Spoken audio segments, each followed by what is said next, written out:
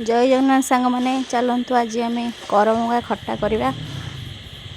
करभंगा खट्टा करने मुझे करभंगा नहीं चलतु प्रथमे करभंगा को काटी नवा फास्ट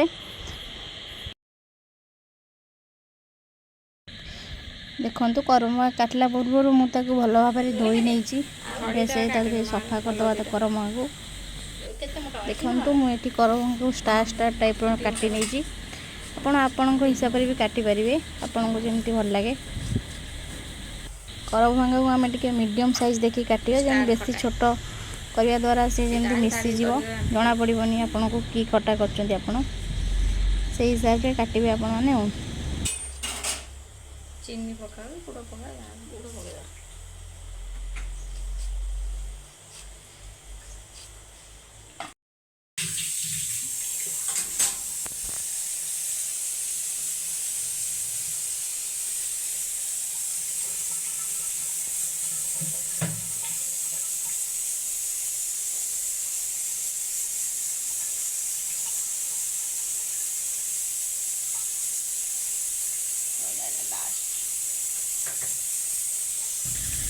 देखु बर्तमान आम करभंगा कटा सरीगला आम ए चलू बारी को भेसुंग पत्र दीटा आने मैंने खटार भेसुंग पत्र न पड़े खटा अधूरा अधूरा लगे पकईला अब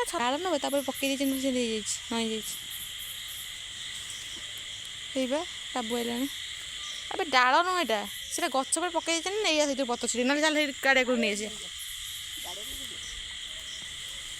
नहीं पतर एत कौन हम चार पाँचटा पकाओ खाली था दी आगू पड़ो डाल नहीं से डाल छिड़े हो जाए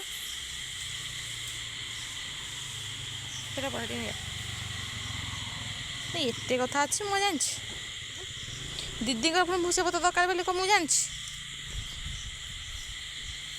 यही कुनी गछटा कथा तू बोधे कहते गछ कथा ना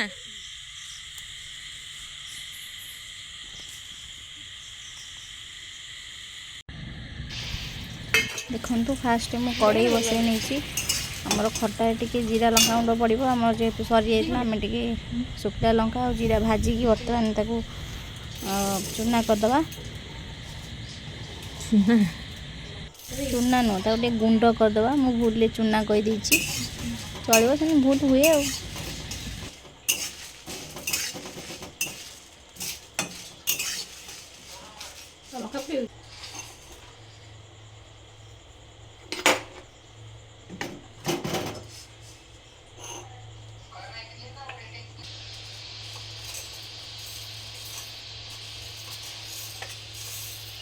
देखो आमर जीरा लंका भाजी गला बर्तमान कड़े फोन थे बसई टे सोरिष तेल पकई देखिए तेल आम बढ़िया से पूरा गरम हो जाए आम पकईदे दुईटे शुखला लंका तो शुखला लंका आम जमी हल्का फुटीज आम पकईदे पंचफुटन तो पंचफुटन यूज करते आप नॉर्मल फुटन भी यूज करेंगे तो बढ़िया भाव देखते फुटन पूरा फुटीगला आम किसी भेसुआ पत्र पकईदे तो भेसुआ पत्र आप चॉइस आप भल बास्ना चाहते तो भेसुआ पत्र पकईदेवे तो भेसुआ पत्र बहुत ही हेल्दी भी होता है तो देखते बढ़िया भाव भेसुआ पत्र को चल देते तो जमीन भल भाव जरीज तो सीटा कंचा न रहा दरकार तो भल भाव जरीज आम अदा किसा किसा पकईदे तो बहुत ही कम क्वांटिटी में मुझे अदा पकई आप नॉर्मल अदा यूज करेंगे मुझे यूज कर आंब अदा जोटा कि बहुत ही टेस्टी होता है आमर खटापी तो देखते बढ़िया भाव आम अदा भी जरी जाए गोटे 2 मिनट चलैला आम अदा बढ़िया से जरी जाए तो अदा जरीगला आम हाल्का पकईदे लंका गुंड तो आप टेस्ट अनुसार लंका गुंड पकई पारे तो लंका गुंड गोटे स्पून ये पकई आ हल्दी गुंड भी गोटे स्पून रु टिके कम पकई तो बढ़िया भाव पकईदेला भल से पूरा मिसईदे जमीक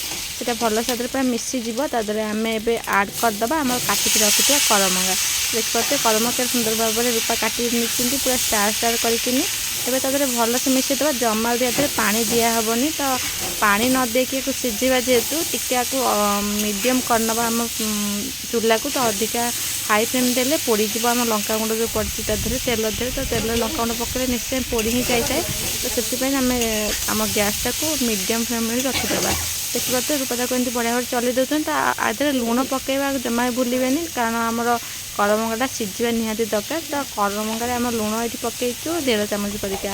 ତ ଦେଖିଥିଲେ ଆମେ 7ଟା 8ଟା କରମଙ୍ଗା ନେଇଥିଲୁ, ତ ଆମର ଲୁଣ ଆଦେହରେ 7-8ଟା କରମଙ୍ଗାରେ 1.5 ଚାମଚ ଲୁଣ ତ ସଫିସିଏଣ୍ଟ ହିଁ ହେଇଯାଇଥିଲା। ତ ଦେଖିପାରୁଥିବେ ଆମେ ଏବେ ଲୁଣ ପକାଇ ଭଲ ଭାବରେ ତାକୁ ମିକ୍ସ କରିନେଇ, ତ ଏମିତି କିଛି ସମୟ ଚଳାଇଲା ପରେ 2-3 ମିନିଟ୍ ଏମିତି ଚଳାଇଲା ପରେ ତା ଦେହରେ ଆମେ ଘୋଡ଼େଇ ଦେବା ଗୋଟେ ଥାଳି, ଯେମିତିକି ସେଇଟା ସିଝିବା ଦରକାର। ତ କଭର ଦେବା ଦ୍ୱାରା ସେଇଟା ଭଲ ଭାବରେ ସିଝିଥାଏ। ତ ତାକୁ ହାଲକା ହାଲକା ମଝିରେ ଏମିତି ନ ଘାଣ୍ଟିଲେ ସେଇଟା ଗୋଟେ ସାଇଡ଼୍ ପଟ ହିଁ ସିଝିଯିବ। ତ ଭଲ ଭାବରେ ତାକୁ ମଝିରେ ମଝିରେ ଟିକେ ଟିକେ ଖୋଲିକିନି ଘାଣ୍ଟି ନେବା। ତ ଦେଖିପାରୁଥିବେ ମୁଁ ଭଲ ଭାବରେ ତାକୁ ଥାଳି ଗୋଟେ ଘୋଡ଼ି ଦେଇଛି, 2-3 ମିନିଟ୍ ତାକୁ ଛାଡ଼ି ଦେଇଛି। ତାପରେ ପୁଣି ତାକୁ ଆଉ ଥରେ ଓପନ୍ କରିକିନି ତାକୁ ମୁଁ ହାଲକା ହାଲକା ଏମିତି ପିଠା ଖରିକାରେ ଚଲେଇ ନେବି। ତ ଏମିତି କରିବା ଦ୍ୱାରା ଆମର ମସଲାଟା ଚାରିକର ଭଲ ଭାବରେ ମିଶିଥାଏ, ଆଉ ସିଝିବ ବି ଭଲ ଭାବରେ ଚାରିକରାକ ସିଝିଥାଏ। ତ ନହେଲେ ଅଧା ଉପର ତଳ ହେଇକି ସିଝିବନି। ଏମିତି କରିବା ଦ୍ୱାରା ଭଲ ଭାବରେ ସିଝିଥାଏ। ଏଇଟା ଆମକୁ ପ୍ରୋସେସ୍ଟା 20 ମିନିଟ୍ ଟୋଟାଲ୍ ଲାଗିଥିଲା। ତ 20 ମିନିଟ୍ରେ ଆପଣଙ୍କୁ ଚଟାପଟ ଏଇ ରେସିପିଟା ଆପଣ କରିପାରିବେ ଘରେ। ଖଟା ତ କରମଙ୍ଗାରେ ନର୍ମାଲି ଆମେ ଘରେ ଆଚାର ହିଁ କରିଥାଉ। ତ ଖଟା ବହୁତ କମ୍ ଲୋକ କରିଥାନ୍ତି, ତ ଜାଣି ନଥାନ୍ତି କେମିତି ହେଇଥାଏ।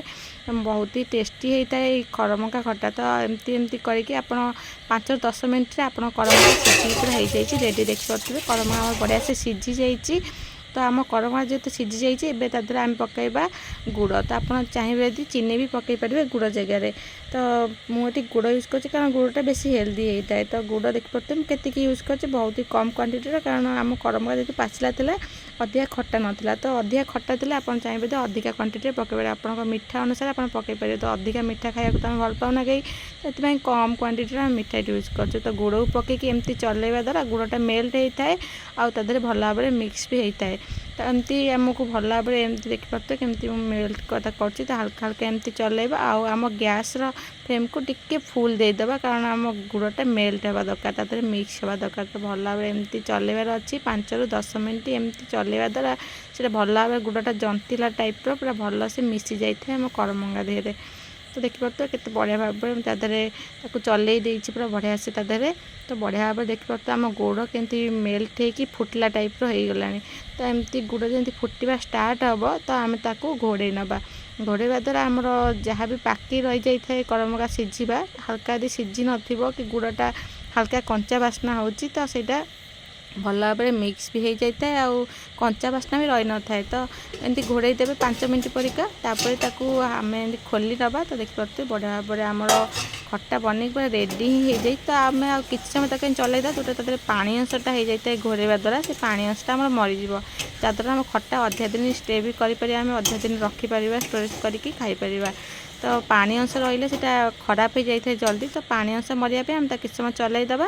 ତାପରେ ଗ୍ୟାସ୍କୁ ମୁଁ ବନ୍ଦ କରିନେଇ ତା ଦେହରେ ପକାଇ ଦେଇଛି ରଖିଥିବା ବାଟିକିନି ଜିରା ଲଙ୍କା ଗୁଣ୍ଡ। ତ ଭଲ ଭାବରେ ଜିରା ଲଙ୍କା ଗୁଣ୍ଡକୁ ବଢ଼ିଆ ସେ ଗୁଣ୍ଡ କରିନେଇଥିଲି। ତ ତାକୁ ଏବେ ଆମେ ତାରେ ପକାଇକି ବଢ଼ିଆ ସେ ମିକ୍ସ କରିଦେବା।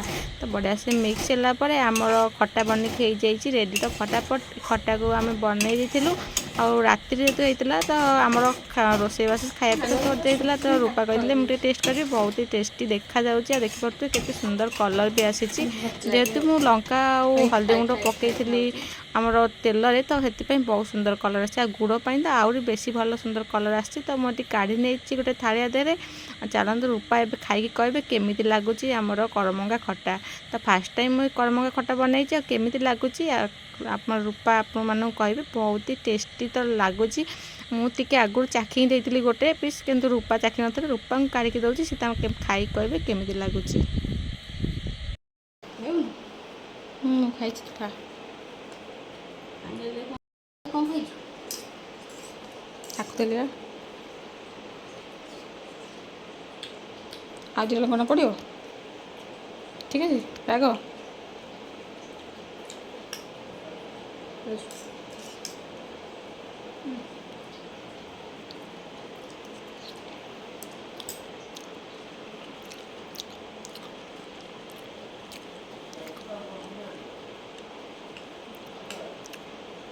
ଟେଷ୍ଟି ହେଇଛି ହଁ।